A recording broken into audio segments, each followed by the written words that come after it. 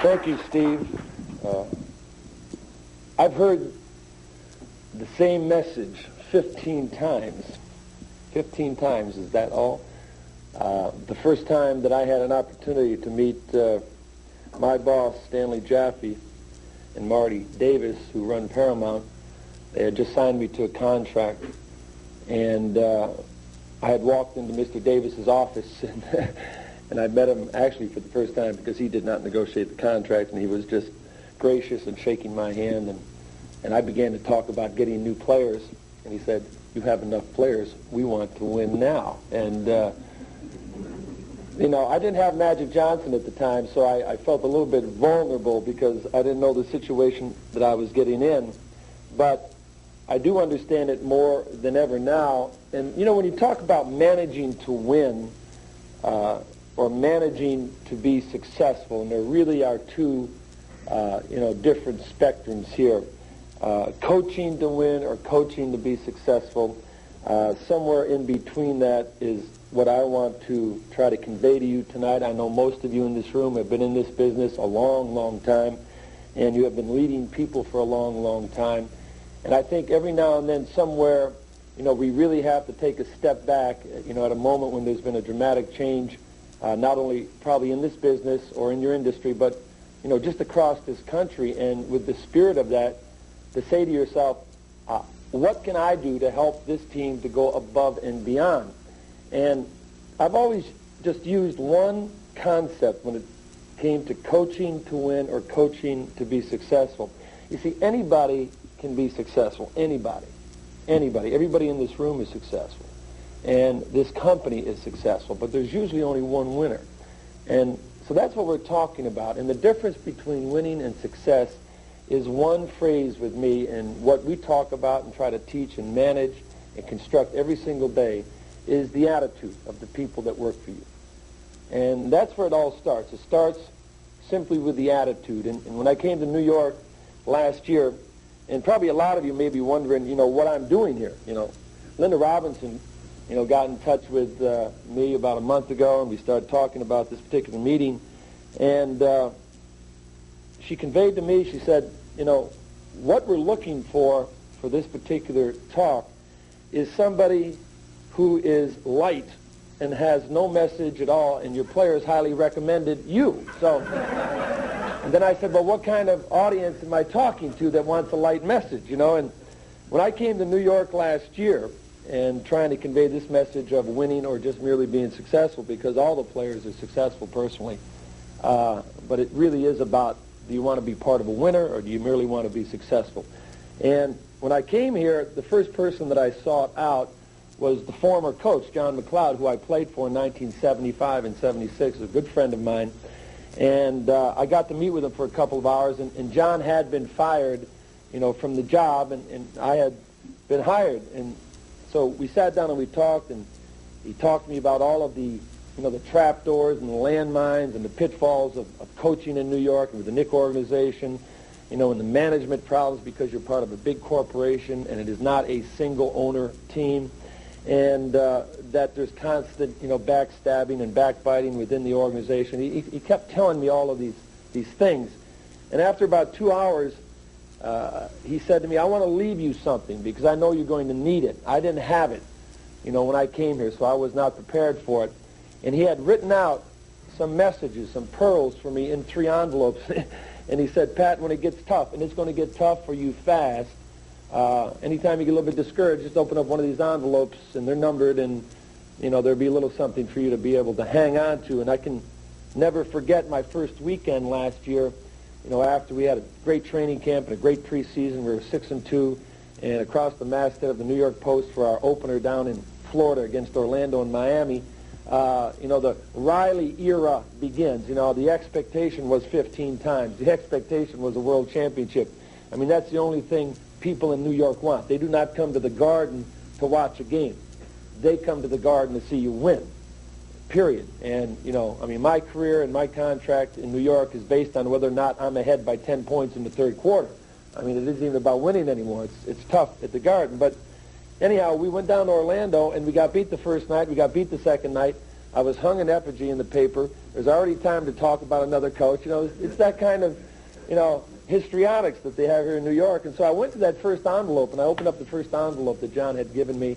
And in the envelope, it simply said, "Dear Pat, what the hell, why don't you just blame me, because I'm the former coach, and, I got these players." And so I said, why not? So I blamed McLeod for the first bad weekend, and so the season went pretty good after that. We got to the playoffs and played the Bulls in a 7-game series, but even after we lost that particular series, there was a lot of criticism, there was a lot of second-guessing, and so I decided to go to the second envelope, and I opened up the envelope, and it simply said, "Dear Pat, why don't you blame management because they didn't have the players?"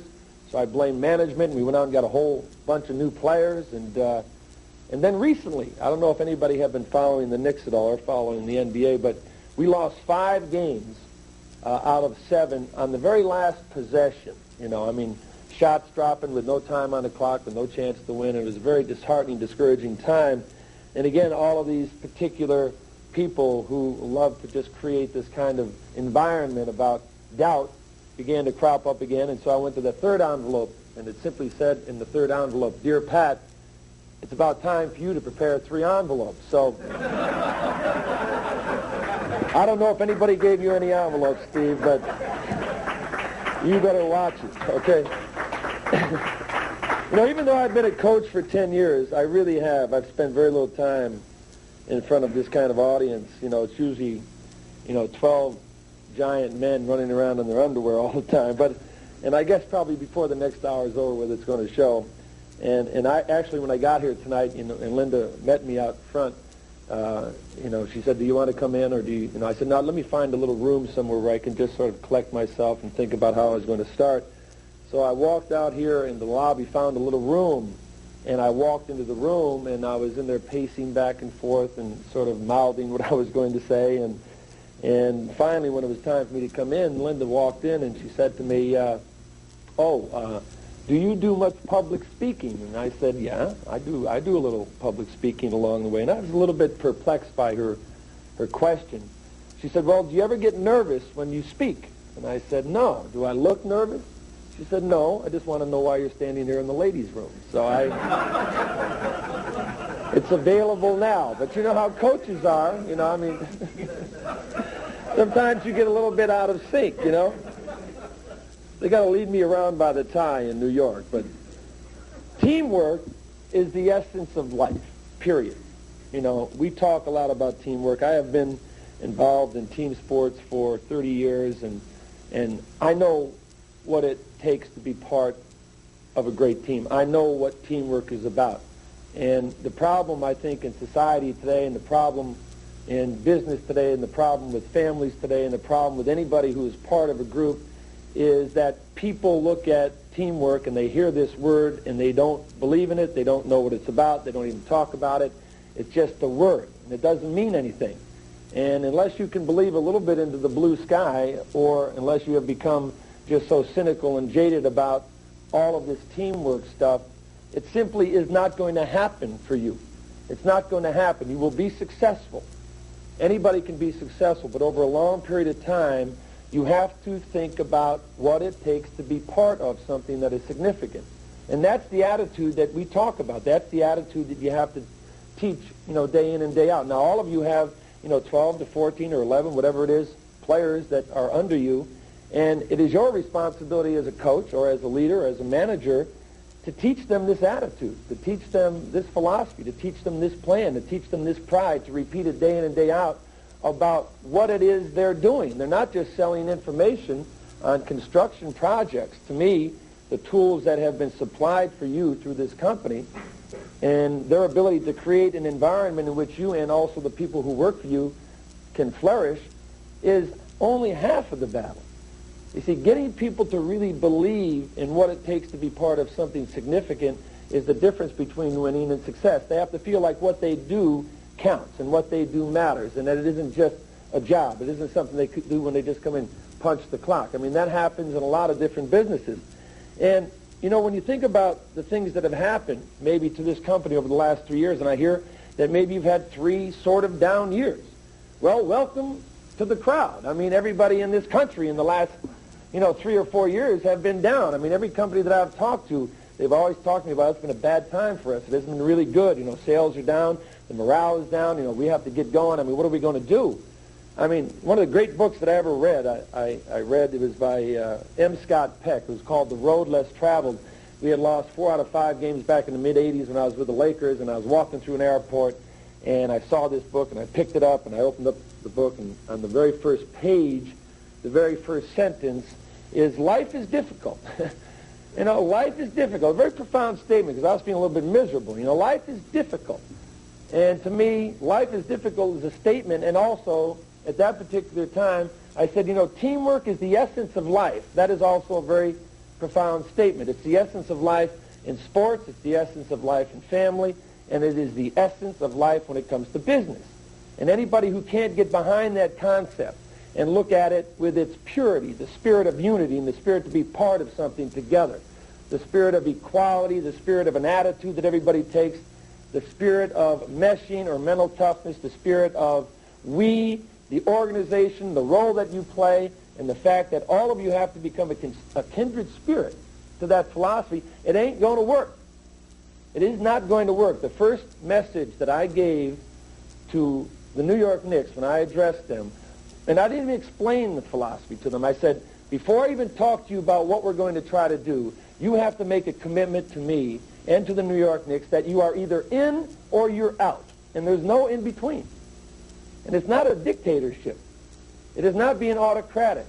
It's the most democratic statement that you can make. You are either in or out. And once you commit to being in, and once you get your players committed to being in to what you're trying to do, and they do it in the spirit of unity and the spirit of tolerance and understanding about everything, then you're on your way. Then you can really start. And it's a democratic society this way because the ones who are not in, well, they can leave. And that's, again, up to you to make that decision. You are the one that has to weed them out because it's not going to get done if you have people who simply don't believe. It's not going to get done if you don't have people who, like Steve here, 15 times or doubling. If they don't believe in the blue sky and they don't believe that this can be done, oh, come on, this is not going to happen to us. We've had 3 down years. It's not going to happen to us. We've got to come back slowly. No, giant goals. Awaken the giant within. Over the 3 years that maybe you've had a little bit of a down period, what an opportunity. What a challenge. One of the great lines by President Clinton in his inauguration address, and it went across the masthead of USA Today. It simply said, "This is our time. Let us embrace it. Let us challenge it. Let us do it together. This is our time." It's an attitude more than anything else.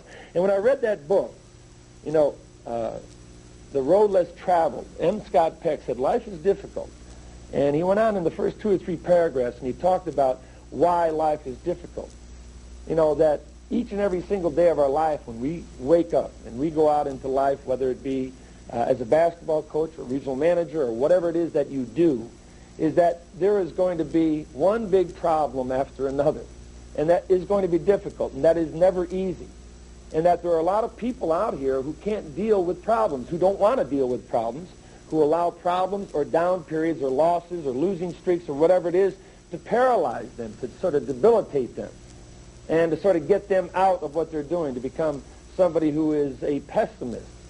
You have to understand that life is tough, that life is difficult, that business is bad, that winning is as much a part of the game as losing is. And then you have to understand that, and each and every day that it is a challenge. And you have to convince your people of that. There are people who treat problems or bad times sort of neurotically. And once you understand, and he was trying to convey in this book, once you understand that there are problems and that life is difficult, then you understand that that's normal, that it's normal.